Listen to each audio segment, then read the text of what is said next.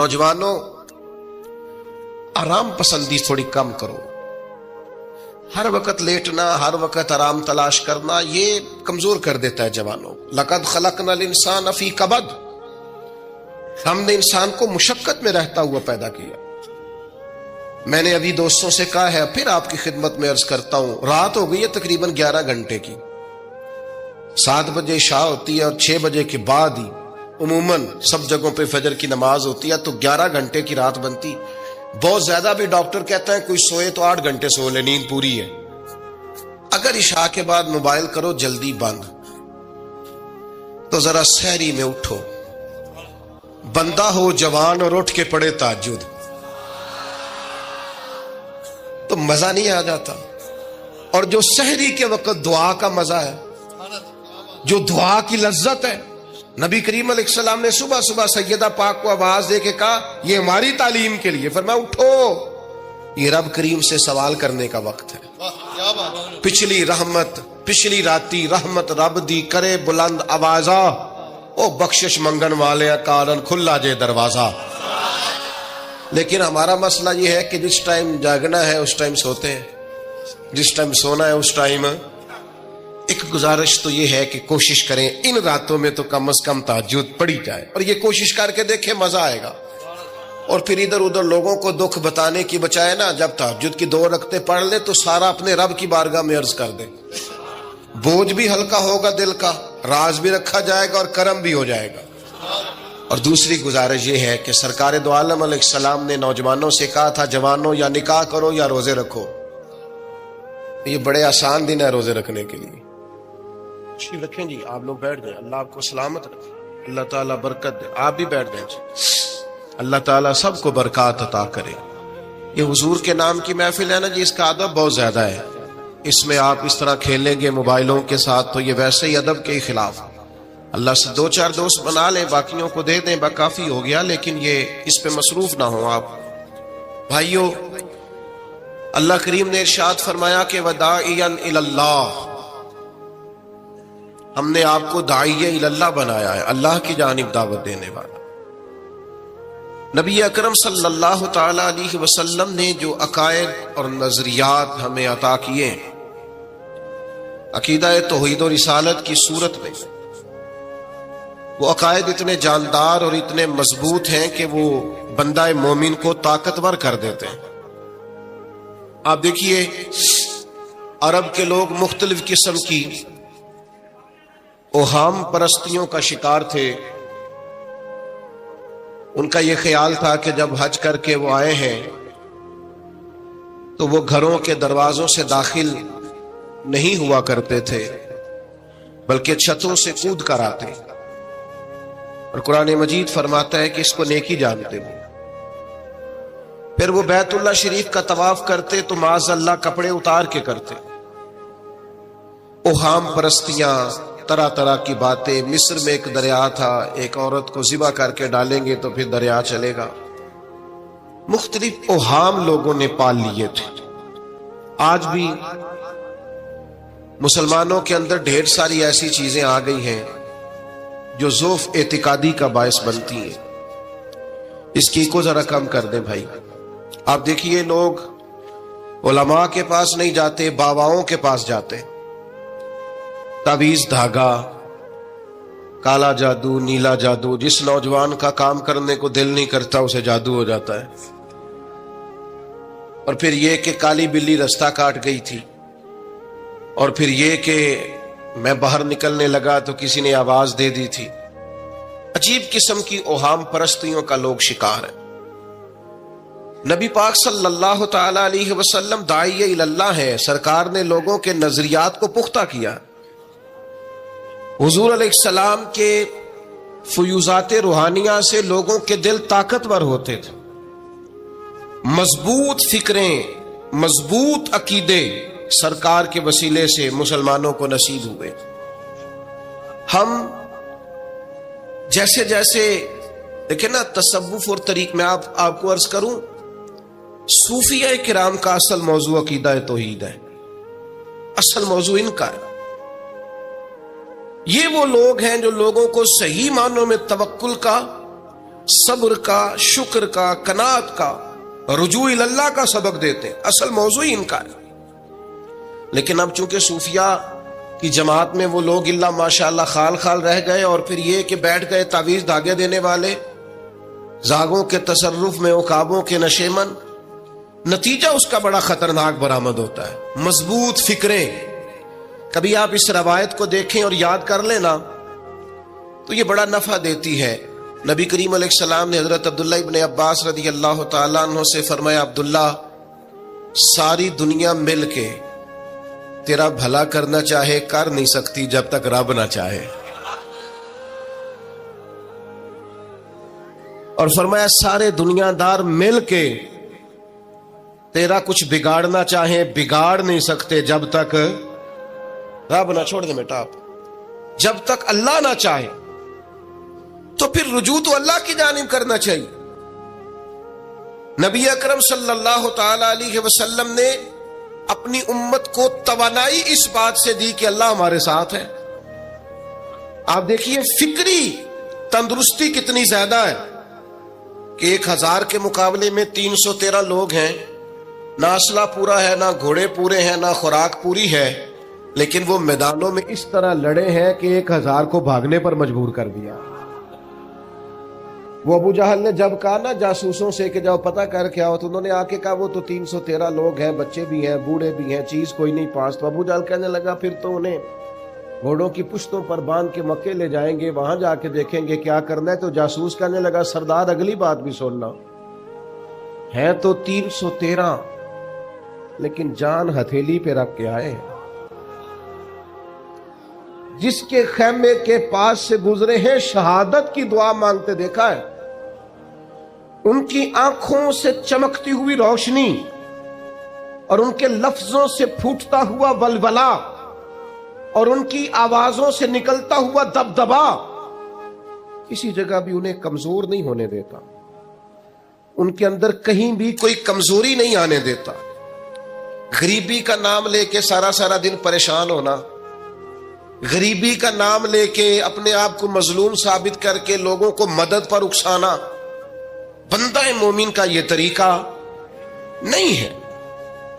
اپنی توجہ اللہ کی جانب کرے، نبی رحمت علیہ السلام کی بارگاہ میں استغاثہ پیش کرے. لیکن دنیا داروں کو مائل کرنا، لوگوں کی جیبوں کی طرف دیکھنا، یہ مومن کی شان گردن کو جھکا دیتا ہے. خیرات کا پتھر جہاں میں مانگنے والوں کے سر کبھی اونچے نہیں ہوتے. اور غیرت ہے بڑی چیز جہانے تگو دو میں. بھائی آپ طاقتور بنے. دیکھیں نا ایک نوجوان نے آ کے حضور کی بارگاہ عالی مرتبت میں عرض کیا تھا، یا رسول اللہ صلی اللہ علیہ وسلم غریب ہوں کچھ دیجئے. تو حضرت جابر بن عبداللہ رضی اللہ تعالیٰ عنہ فرماتے ہیں ہم نے حضور سے بڑا کچھ سنا، یہ لفظ نہیں لفظ لا، یعنی میرے پاس نہیں ہے، یہ ہم نے حضور سے سنا ہی نہیں. ایسا کوئی محبوب کہیں ہوگا نہ کہیں ہے، بیٹھا ہے چٹائی پہ مگر عرش نشیں ہے، اور ملتا نہیں کونین کو کیا کیا تیرے در سے، بس ایک لفظ نہیں ہے جو تیرے لب پہ نہیں ہے. اور یہ فاضل بریلوی رحمت اللہ علیہ کا انداز بھی دیکھیے، کہتے ہیں واہ کیا جود و کرم ہے شہ بتہا تیرا. اور یہ ذرا دیکھیے شعری ذوق دیکھیے، واہ کیا جود و کرم ہے شہ بتہا تیرا، نہیں سنتا ہی نہیں. نہیں کیا انداز ہے. اب یہ کیسی زبان ہے اور کیسا یہ محاورے کا استعمال ہے. جو شعری ذوق رکھتے ہیں وہ سمجھیں، کہتے ہیں نہیں سنتا ہی نہیں. کون؟ مانگنے والا تیرا. یا رسول اللہ آپ سے مانگنے والا نہیں سنتا، حضور عطا کرتے. اور ایک جگہ پہ فرماتے ہیں میرے کریم سے گر قطرہ کسی نے مانگا، دریا بہا دیے ہیں دربے بہا دیے ہیں. حضور تو دیتے، پر نوجوان نے جب آ کے عرض کی نا یا رسول اللہ صلی اللہ علیہ وسلم کچھ دیجئے، وہ جوان ہو، چڑھتی جوانی ہو، اور پھر وہ سوال کرے. ہمارے ساتھ ایک دوست پڑھا کرتا تھا، یہ 3 مہینے کی چھٹیاں ہوتی تھی تو وہ مستریوں کے ساتھ مزدور لگ جاتا. ہم نے اسے کہا یار تو مطلب 9th 10th کے اندر مزدوری کرنے جانا, تو کہندا سی یار میں قد میرا ایڈا بڑا ہے, ابا جی کو مانگ دیا شرم آؤندی. یہ سوچ نوجوانوں میں پیدا ہونی ضروری ہے. اب میں ابا جی سے مانگوں, مجھے تو دینا چاہیے. اس نے آ کے عرض کی یا رسول اللہ صلی اللہ علیہ وسلم کچھ دیجئے, تو حضور فرمانے لگے تیرے پاس کچھ بھی نہیں. اس نے کہا ایک پیالہ ہے میرے پاس گھر میں اور ایک کمبل ہے. اتنا غریب بندہ ہے کوئی محفل میں جس کے گھر میں ایک ہی پیالہ ہو, ایک ہی کمبل ہو؟ کوئی بھی نہیں اتنے بڑے مجمع میں. لیکن اگر کوئی ہماری غریبی کا رونا پوچھے تو میرا خیال ہے ہر تیسرا بندہ دوسرا بندہ غریب ہے, اور بڑا ہی غریب ہے. ایک پیالہ ایک کمبل. کریم نے فرمایا لے کے آؤ. وہ لائے تو محبوب فرمانے لگے کون خریدے گا؟ ایک نے کا 1 دینار, ایک نے کا 2 دینار. محبوب نے بولی لگوا دی, 2 دینار کا بیچ دیا. فرمایا جا 1 دینار کی روٹی لے جا. یہ نوجوانوں کو فکر دی کہ وہ انویسٹمنٹ میں تم نے ذات سے اپنے گھر سے لینی ہے. وہ 10-15 ہزار کا ٹھیلا بھی کسی سے نہیں کہنا تو لگا کے دے.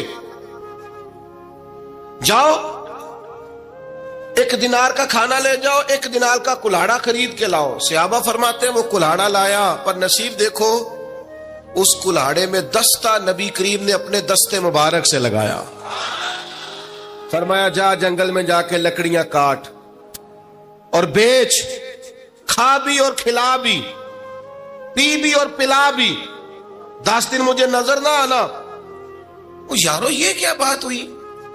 مایوس رہنا, کمزور رہنا, فلانے نے میرے ساتھ تعاون نہیں کیا تو میں پیچھے رہ گیا, فلانے نے ہاتھ نہیں پکڑا. تو اپنی دنیا آپ پیدا کر. اگر زندوں میں خود جدوجہد کر, میدان میں اتر, ہمت کر.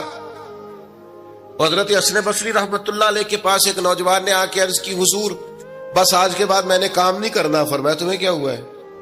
کہنے لگا آج میں نے عجیب منظر دیکھا ہے. میں نے دیکھا ہے کہ ایک شیر نے شکار کیا ہے بکرے کا, آدھا کھایا ہے, آدھا منہ میں پکڑ کے پہاڑی پہ چڑھ گیا. وہاں ایک نابینا لومڑی بیٹھی تھی, باقی کا اس نے اسے کھلایا ہے. تو حضور میں یہ سمجھ گیا ہوں کہ جو رب اس نابینا لومڑی کے لیے بندوبست کرتا میرے لیے بھی کرے گا, لہذا میں نے کام نہیں کرنا. حضرت حسن بصری بڑا مسکرائے, فرمانے لگے کہانی میں کردار تو نے 2 دیکھے,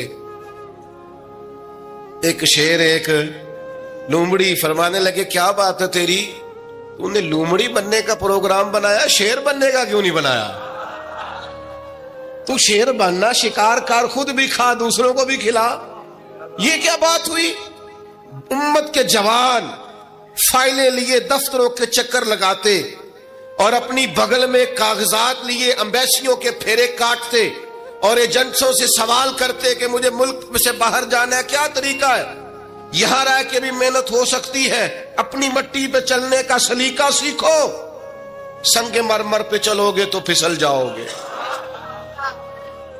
دوستو سنو, میرے کریم نے فرمایا جا لکڑیاں. ایک پیشہ برا ہے میرے بھائیوں, ایک پیشہ, وہ ہے کسی کے آگے ہاتھ پھیلانا. باقی دنیا میں کوئی پیشہ برا جو ٹھیلا لگاتا ہے اور مالٹے بیچتا ہے اور سیب بیچتا ہے, بڑا عزت والا آدمی. یہ شارٹ کٹ چھوڑ دو, دوسروں پہ بھروسہ کرنا چھوڑ دو. وہ شاعر ایک بیٹھا تھا نا, شاعر مجھ سے ناراض نہ ہو جائیں, تو کئی دفعہ وہ شعر و شاعری میں بھی ان کی حالت بڑی خستہ ہو جاتی ہے.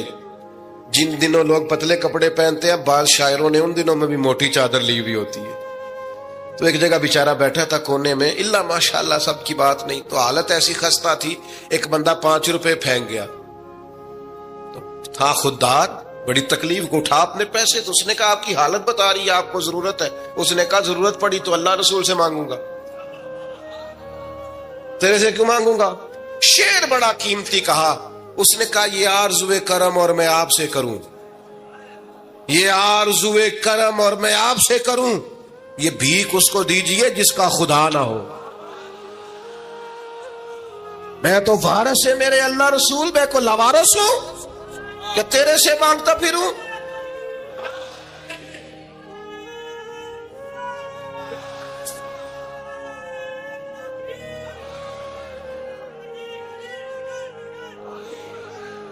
ماشاءاللہ ماشاء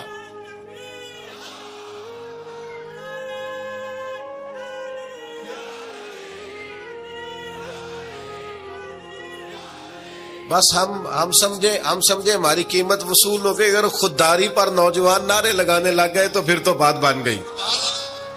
لگتا ہے محنت کا ارادہ بن گیا ہے. انشاءاللہ تعالی کشکول ٹوٹنے کا ٹائم آ گیا ہے. کرم کی برکھا برسے گی. یہی ملت کا جوان قیادت کرے گا. اور یاد رکھنا ہمیشہ قیادتیں غریبوں کے بچوں نے کی ہیں. جنہوں نے آدھی قیمت پہ کتابیں لے کے پڑھی ہیں, بڑی ڈگریاں انہوں نے حاصل کی ہیں. یہ کمزور نہ پڑھو. نبی پاک داعی اللہ ہے, حضور نے جگایا ہے.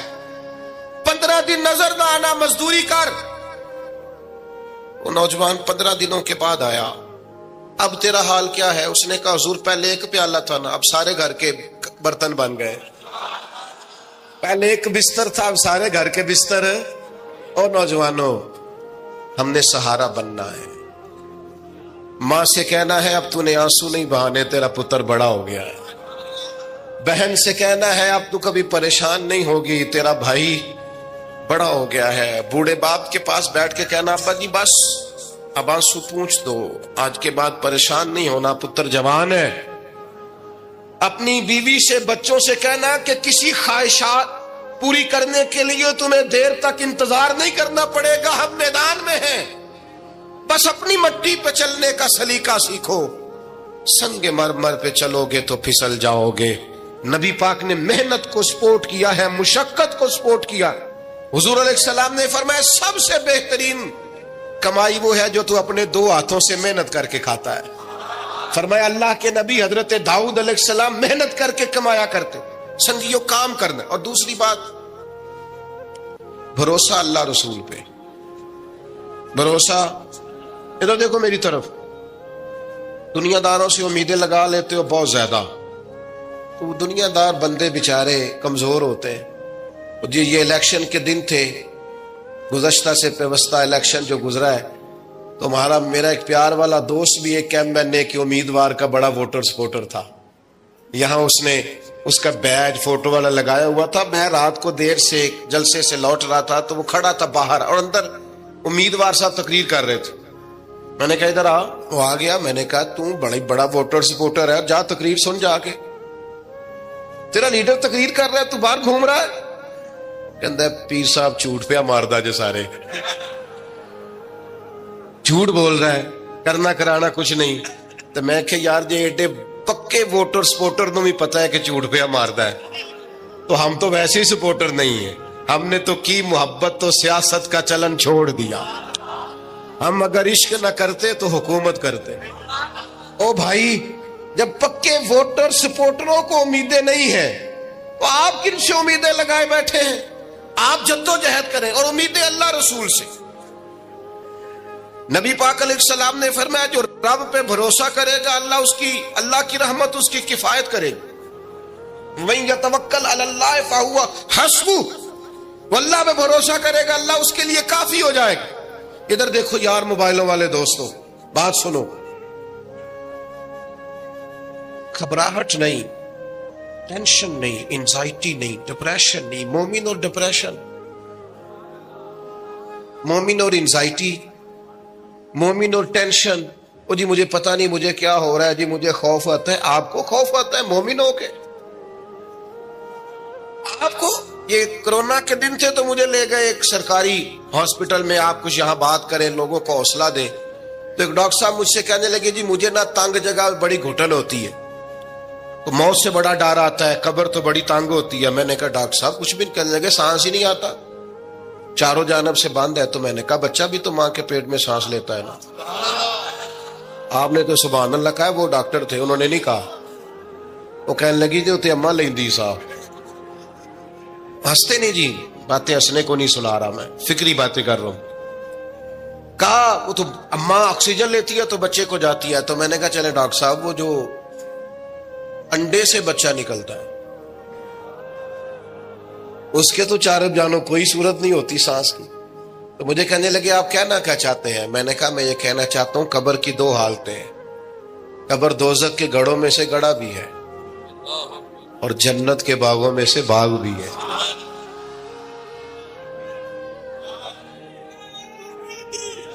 سنو یار، اللہ آپ کو خوش رکھے.